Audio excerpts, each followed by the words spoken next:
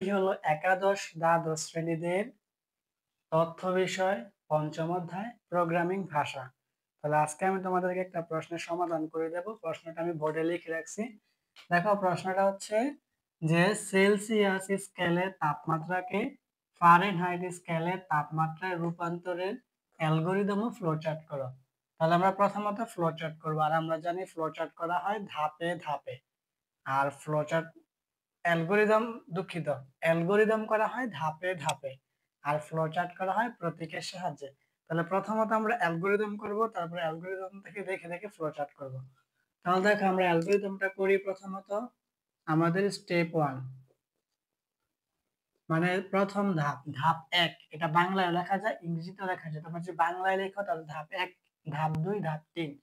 আমি ইংরেজিতে লিখতেছি কারণ স্টেপ 1। তাহলে আমাদের প্রথমে কি করতে হয়? শুরু। তাহলে শুরুর জন্য কি হবে? স্টার্ট। এই যে আমাদের স্টেপ 1 আছে, স্টার্ট। তারপরে কি হবে? স্টেপ 2। এই আমাদের স্টেপ 2। স্টেপ 2 এর মধ্যে কি হবে? আমাদের ইনপুট নিতে হবে। এই আমাদের ইনপুট। এখন ইনপুট কি হবে? দেখো, আমাদের প্রশ্নে ছিল যে সেলসিয়াস স্কেলের তাপমাত্রা থেকে ফারেনহাইটে যেতে হবে। তাহলে আমাদের সেলসিয়াস দেওয়া আছে, তাহলে আমাদের সেলসিয়াস হবে ইনপুট, আর আমাদের বের হবে কি? ফারেনহাইট। তাহলে ফারেনহাইট হবে আমাদের আউটপুট। তাহলে আমাদের সেলসিয়াস হচ্ছে ইনপুট, এই জন্য আমাদের সেলসিয়াসের জন্য ইনপুট সি নিয়েছি। ঠিক আছে, এটা হলো আমাদের ইনপুট। তারপর হচ্ছে স্টেপ 3। স্টেপ 3 এর মধ্যে হচ্ছে এখন আমাদের কি করতে হবে? এই যে আমরা যে ইনপুট নিয়েছি, এখন আমাদের কি করতে হবে? আমাদের প্রক্রিয়াকরণ বা প্রসেসিং এর কাজ করতে হবে। এখন এটার জন্য আমাদের কি করতে হবে? আমাদের চাইছে কি? আমাদের চাইছে যে সেলসিয়াস থেকে ফারেনহাইট বের করো। আমাদের ফারেনহাইট চাইছে। এখন আমাদের ফারেনহাইটের একটা সূত্র আছে, ওই সূত্রটা লিখতে হবে। ফারেনহাইট মানে এফ সমান 9 স্টার সি, তারপরে হচ্ছে স্ল্যাশ 5 প্লাস 32। ঠিক আছে, এই স্টেপ 3 এর মধ্যে তোমাদের এই ফারেনহাইটের সূত্রটা লিখতে হবে। আর আমি বলে রাখি, এই জায়গায় স্টার মানে হচ্ছে গুণ। আমাদের সি প্রোগ্রামে গুণের প্রতীক নিয়ে গুণের কাজটা করে আমাদের স্টার, আর এই স্ল্যাশ মানে হচ্ছে ভাগ।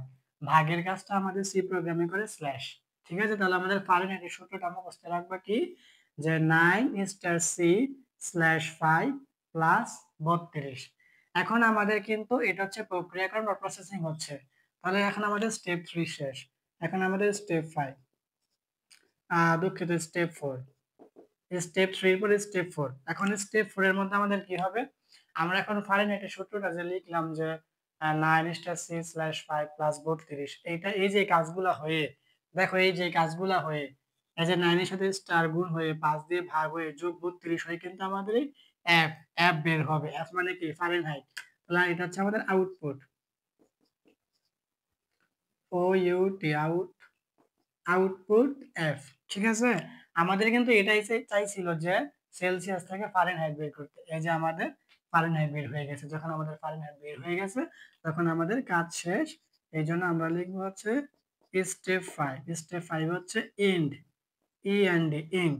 ঠিক আছে, তাহলে আমরা প্রথমত বলি স্টেপ 1 স্টার্ট শুরু করছি, তারপরে হচ্ছে স্টেপ 2 এর মধ্যে ইনপুট।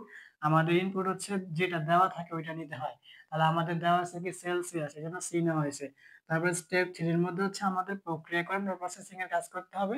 আর আমাদের চাইছে কি? আমাদের চাইছে ফারেনহাইট, এই জন্য আমাদের ফারেনহাইটের সূত্রটা লিখতে হবে হচ্ছে যে এফ সমান 9 স্টার সি স্ল্যাশ 5 প্লাস 32। যখন আমাদের এই কাজগুলো হবে তখন আমাদের এফ বের হবে। এই জন্য স্টেপ 4 এর মধ্যে হচ্ছে আউটপুট এফ মানে ফারেনহাইট। যখন আমাদের ফারেনহাইট বের হয়ে গেছে, তখন আমাদের কাজ শেষ, এন্ড। স্টেপ 5 এ এন্ড শেষ। এখন আমরা এই অ্যালগরিদম থেকে দেখে দেখে ফ্লো চার্টটা করব। দেখো, প্রথমত আমাদের কি আছে? স্টার্ট। তাহলে আমাদের ফ্লো চার্টের মধ্যে এই ডিম্বাকৃতির চিহ্ন দিয়ে এই স্টার্ট করতে হবে। তারপরে হচ্ছে স্টার্ট,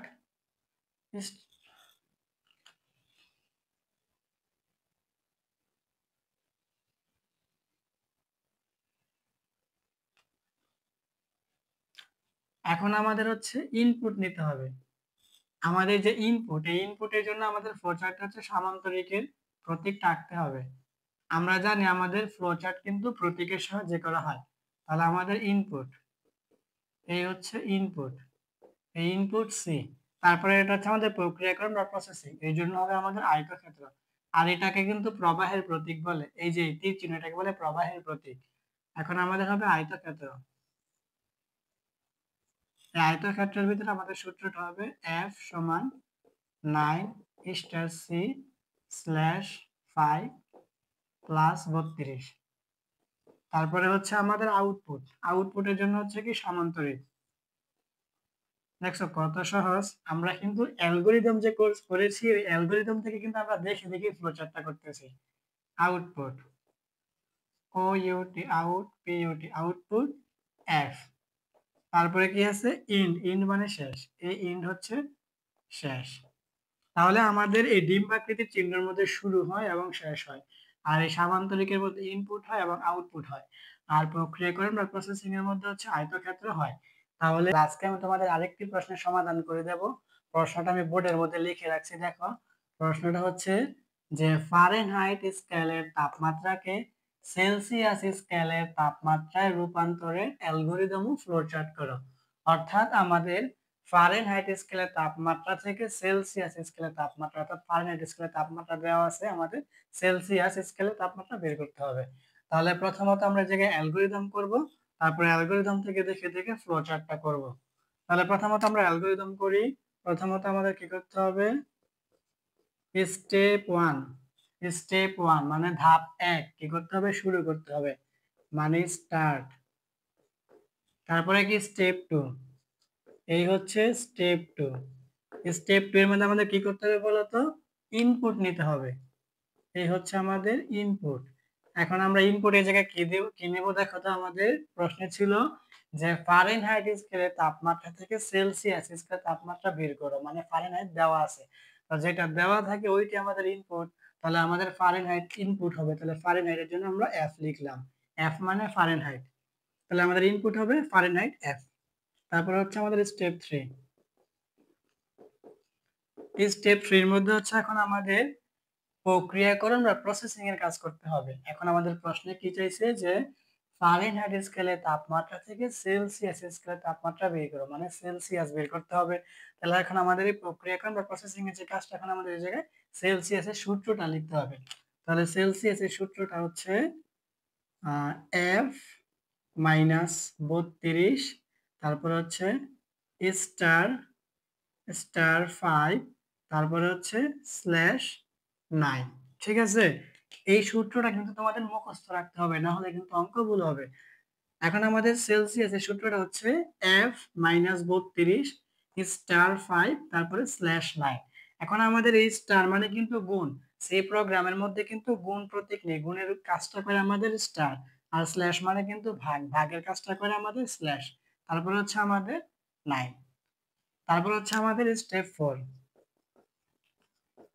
এই স্টেপ 4 এর মধ্যে হচ্ছে আমাদের দেখো তো এখন কি হবে, এই যে আমরা ইনপুটের পরে যে আমরা এই কাজটা করছি প্রক্রিয়াকরণের কাজটা, এখন কিন্তু আমাদের আউটপুট বের হবে। মানে আউটপুট কি বের হবে, এই যে আমাদের দেখো এই যে সি মানে সেলসিয়াস সমান যে আমাদের এই যে এফ মাইনাস 32, তারপরে স্টার 5 মানে গুণ, তারপরে স্ল্যাশ 5 মানে ভাগ, এই কাজগুলা হয়ে কিন্তু আমাদের এই সি এর মানটা বের হবে মানে সেলসিয়াস। তাহলে এটা হবে আমাদের output, O UT out, O U T put output. তাহলে হচ্ছে আমাদের আউটপুট। এখন আমাদের আউটপুট কি হবে, সি।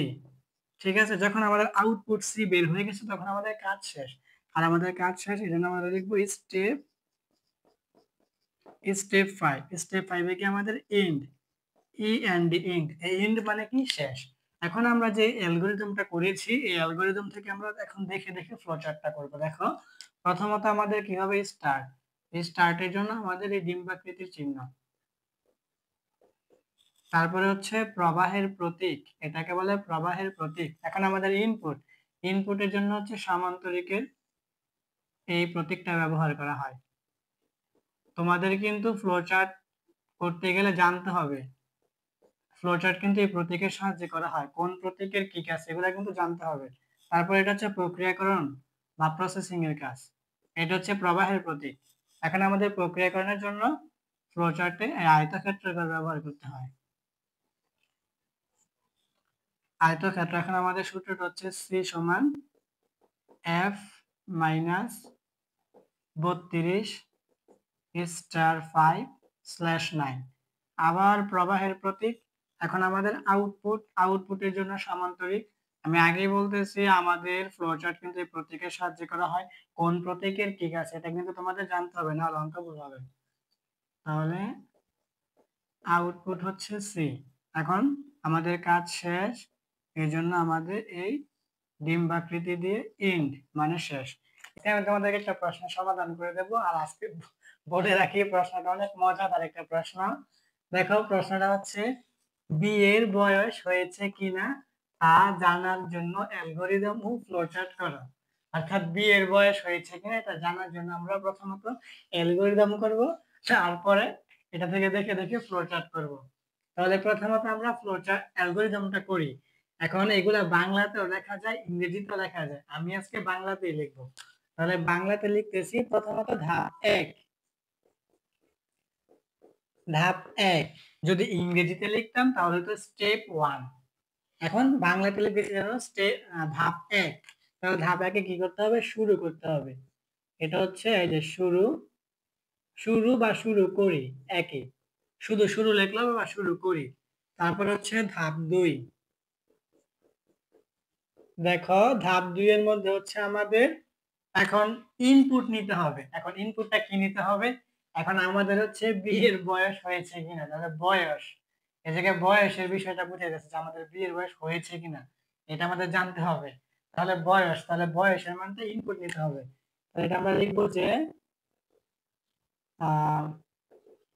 বয়সের মান ইনপুট নেই। ঠিক আছে, এই যে আমাদের ধাপ 2 এর মধ্যে হবে যে বয়সের মান ইনপুট নেই। এটা হচ্ছে আমাদের ধাপ 2। এখন হচ্ছে ধাপ 3। ধাপ 3 এর মধ্যে হচ্ছে আমাদের এখন একটা শর্ত দেখাতে হবে। আমাদের বাংলাদেশে ছেলেদের বিয়ের বয়স কত? 21। 21 বছর হলে আমাদের ছেলেদের বিয়ের বয়স হয় আইনত। তাহলে এখন আমাদের একটা শর্ত দেখাতে হবে যে এরকম যদি, তারপরে হচ্ছে বয়স, তারপর হচ্ছে সমান,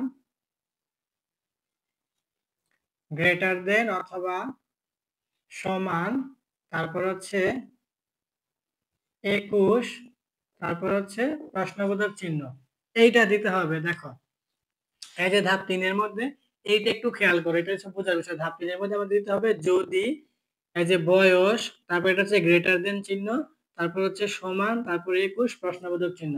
মানে বোঝাচ্ছে যে আমাদের বয়সটা কি 21 এর সমান বা 21 এর চেয়ে বেশি। তাহলে আমাদের এই জায়গায় দুইটা উত্তর হবে। এক নাম্বার হবে ইয়েস, আর 2 নাম্বার হবে নো। বুঝছো? তাহলে এই জায়গায় আমাদের দুইটা মান আসবে, একটা হচ্ছে ইয়েস, একটা হচ্ছে নো। তাহলে এই শর্তটা খেয়াল করো। শর্তটা হচ্ছে যে এই যে বয়স গ্রেটার দেন অথবা সমান 21 প্রশ্নবোধক চিহ্ন, মানে আমাদের বয়সটা কি 21 এর সমান বা 21 এর চেয়ে বেশি। আমি বলতেছি হ্যাঁ। যদি হ্যাঁ হয় তাহলে কি হবে যে সাপাই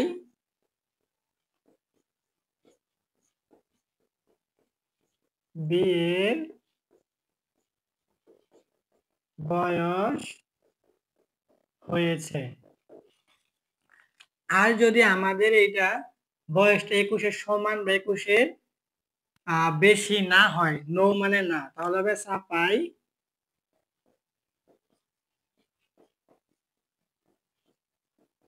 বিয়ের বয়স হয়নি। দেখো একটু খেয়াল করো, আমাদের কি চাইছিল? শর্তটা হচ্ছে যে আমাদের এই বয়সটা কি 21 এর সমান বা 21 এর বেশি। তাহলে আমি বলতেছি হ্যাঁ, আমার বয়সটা 21 এর সমান বা 21 এর বেশি, তাহলে অবশ্যই আমার বিয়ের বয়স হয়েছে, এই জন্য সাপাই বিয়ের বয়স হয়েছে। আর হচ্ছে যে আমার বয়সটা কি 21 এর সমান বা 21 এর চেয়ে বেশি না, মানে আমার বয়সটা 21 হয় না বা 21 এর বেশি হয় না, তাহলে 21 এর কম, তাহলে কি হয় নাই, তাহলে নো মানে সাপাই বিয়ের বয়স হয়নি। তাহলে আমাদের দুইটা ইনপুট বের হয়ে দুইটা আউটপুট বের হয়েছে।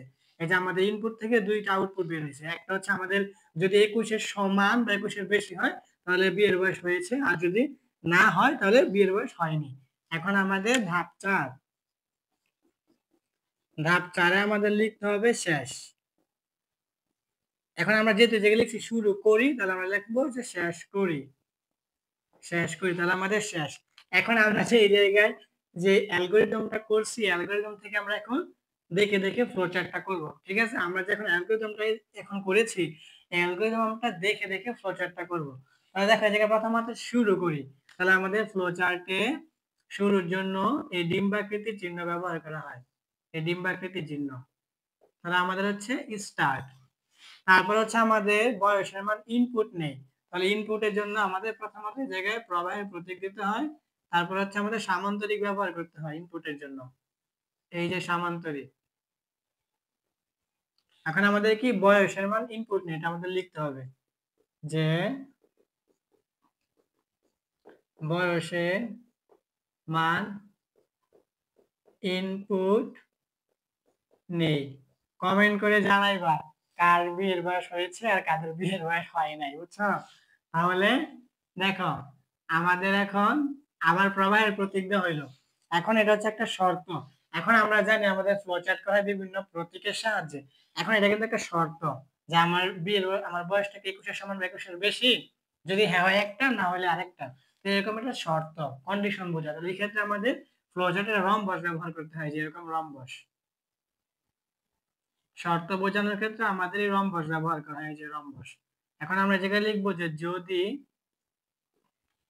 তারপরে এই জায়গায় ব্রেকেট, তারপরে এই শর্তটা জায়গায় লিখবো যে বয়স, বয়স, তারপর হচ্ছে গ্রেটার দেন অথবা সমান, তারপর হচ্ছে 21 প্রশ্নবোধক চিহ্ন। এই যে শর্তটা লেখা হয়েছে যে আমার বয়স, বয়সটাকে 21-এর থেকে বেশি বা 21-এর সমান, তাহলে আমাদের কিন্তু দুইটা মান আসবে, একটা হচ্ছে হ্যাঁ, একটা হচ্ছে না। তো এই জায়গায় আমরা দুইটা মান নিই, এই জায়গায় এই পাশে একটা আর এই যে এই পাশে আরেকটা, এটাকে বলে প্রবাহের প্রতীক।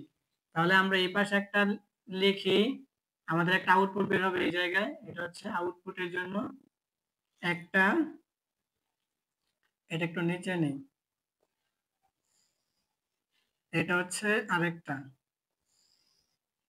জায়গাটা একটু 19-20 হয়ে গেল, এটা হচ্ছে আরেকটা। ঠিক আছে, তাহলে এখন আমরা এই জায়গায় ইয়েস লিখতে পারি আর এই জায়গায় নো লিখতে পারি। এই যে একটা ইয়েস একটা নো, এই যে একটা ইয়েস একটা নো। এখন আমাদের কি, যে এই যে এইটার মতোই যে আমাদের বুঝাচ্ছে যে বয়সটাকে 21-এর সমান বা 21-এর বেশি, আমি বলতেছি ইয়েস মানে হ্যাঁ। যদি হ্যাঁ হয় তাহলে যে এটা সাপাই বিয়ের বয়স হয়েছে, এটা আমরা এই জায়গায় শুধু লিখে দেব যে সাপাই বিয়ের বয়স হয়েছে। আবার এই যে এরকম যে আমার বয়সটাকে 21-এর সমান বা 21-এর চেয়ে বেশি, না, মানে আমার বয়সটা 21-এর সমানও না বা 21-এর বেশিও না, তাহলে আমার কি কম, তাহলে কম হতে হয় নাই। তাহলে এটা হবে সাপাই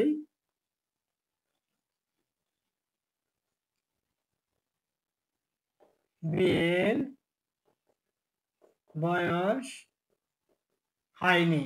তাহলে আমাদের কিন্তু দুইটা আউটপুট বের হয়েছে, একটা হচ্ছে যে যদি 21-এর সমান বা 21-এর বেশি হয় তাহলে কি ইয়েস হ্যাঁ, মানে বিয়ের বয়স হয়েছে। আর যদি আমাদের নো হয় মানে না হয়, তারপরে বিয়ের বয়স হয়নি। তারপরে আমাদের দুইটা আউটপুটকে সংযোগ করতে হবে। সংযোগের জন্য আমাদের ব্যবহার করা হয় বৃত্ত। এই যে দেখো প্রথমত যে প্রবাহের প্রতীক আঁকা হলো, তারপরে যে বৃত্ত, এই বৃত্ত দিয়ে আমাদের কি করতে হয়, এই ফ্লোচার্টে সংযোগ করতে হয়। আমরা সংযোগ করছি, আমাদের কাজ শেষ। এখন আমরা এই যে এই প্রবাহের প্রতীক দিয়ে এই জায়গায় ডিম্বাকৃতি চিহ্ন দিয়ে লিখবো যে শেষ করি, শেষ করি। ঠিক আছে, তাহলে আমি বলে রাখি, এই যে এখন যে অঙ্কটা করেছি তোমাদের একাদশ দ্বাদশ শ্রেণীর তথ্য বিষয় পঞ্চম অধ্যায় থেকে কিন্তু এই অঙ্কটা আসবে না, কিন্তু এরকম নিয়মে আসতে পারে যে সংখ্যা ঋণাত্মক নাকি ধনাত্মক তা জানার জন্য অ্যালগরিদম অথবা ফ্লোচার্ট করো, আহ, সংখ্যাকে জোড় নাকি বিজোড়, ওই ধরনের এই অঙ্কগুলো কিন্তু এই নিয়মে আসবে, বুঝছো? তাহলে এই অঙ্কটা আসবে না, কিন্তু এই নিয়মগুলো মনে রাখবা। আশা করি অঙ্কটা বুঝতে পারছো।